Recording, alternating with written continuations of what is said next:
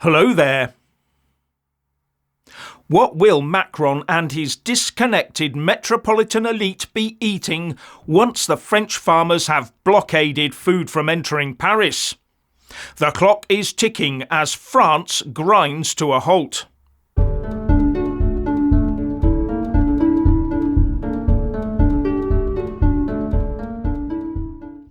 Can you imagine the French farmers blockading food from entering Paris, and when those metropolitan Parisian elites say they are hungry, the farmers can reply, "Let them eat cake."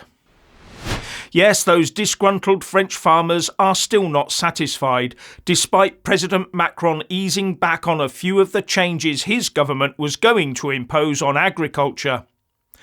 But when politicians say they'll ease back on something, you just know it'll come back quietly in the small print when everyone's busy with some or other global calamity.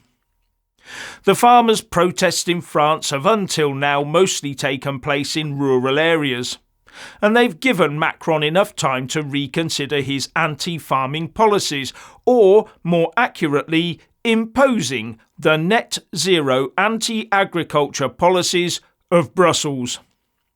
But now it seems that the farmers have decided that the only way to get those in Paris to listen to them is to actually take their argument directly to Paris. With Arnold Rousseau, the head of the FNSEA union, telling RTL Radio that what we have understood is that as long as the protest is far from Paris, the message is not getting through. I call that the rule of the pitchfork length. The more pitchfork lengths away from criticism a politician is, the more likely they are to view themselves as your master. That's why giving supranational organisations such as the United Nations any power, let alone too much power over you, is an extremely bad idea.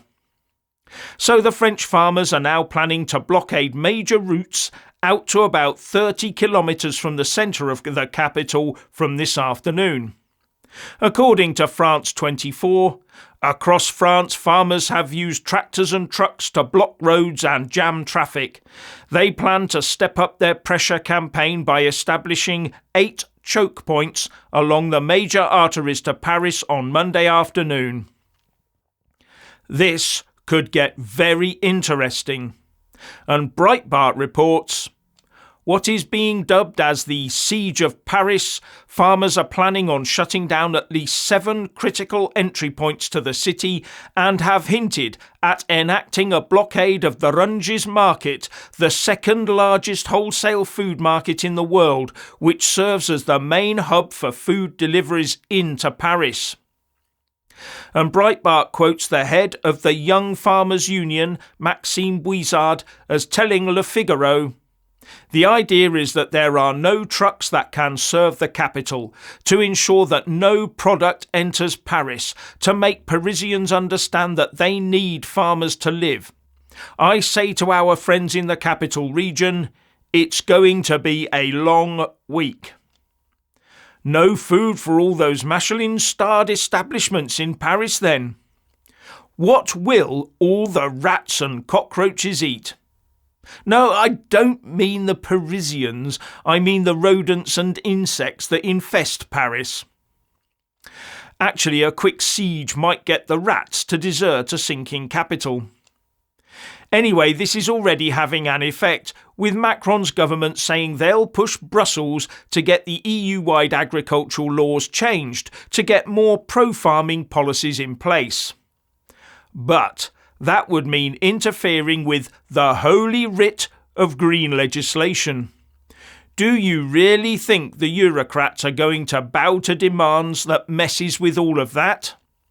What next? Caving into those that want to buy petrol-driven cars? And for most French farmers, Brussels will be more pitchfork lengths away from them than Paris is. Now Reuters reports that under the EU nature restoration law, environmental measures have to be put in place on 20% of the land and sea areas of member states by 2030.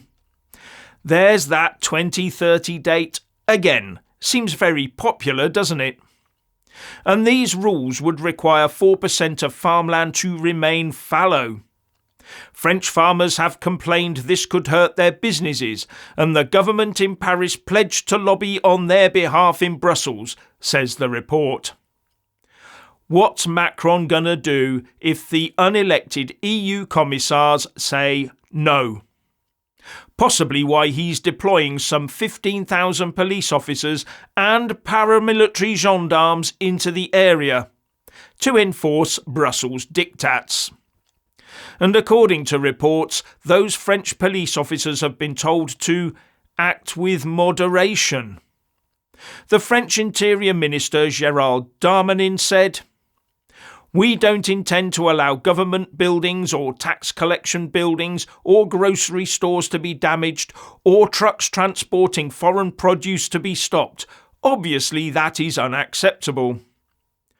So I wonder if French moderation will be thrown out of the window once the Parisian elite can no longer access their usual diet of fancy foreign fruits and veg.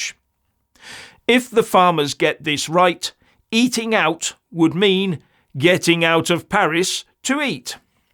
What will Mr. and Mrs. Macron do once the fridge in the Élysée Palace is bare? Let them eat cake, I hear you say. But the French government does intend to keep food routes into Paris open, or at least they're going to try.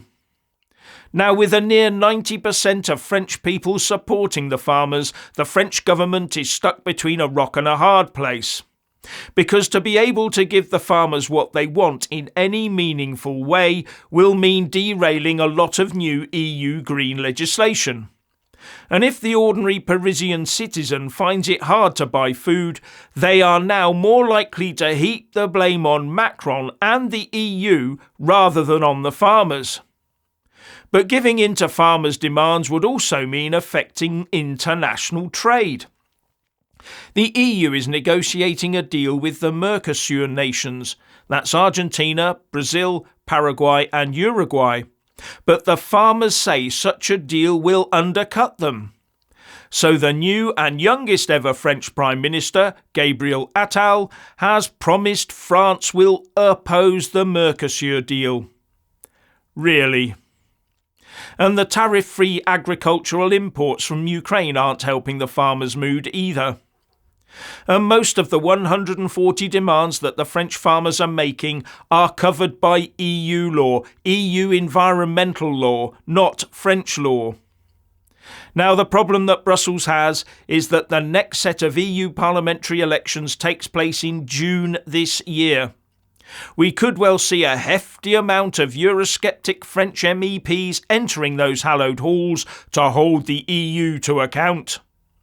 And as we know, it won't just be the French.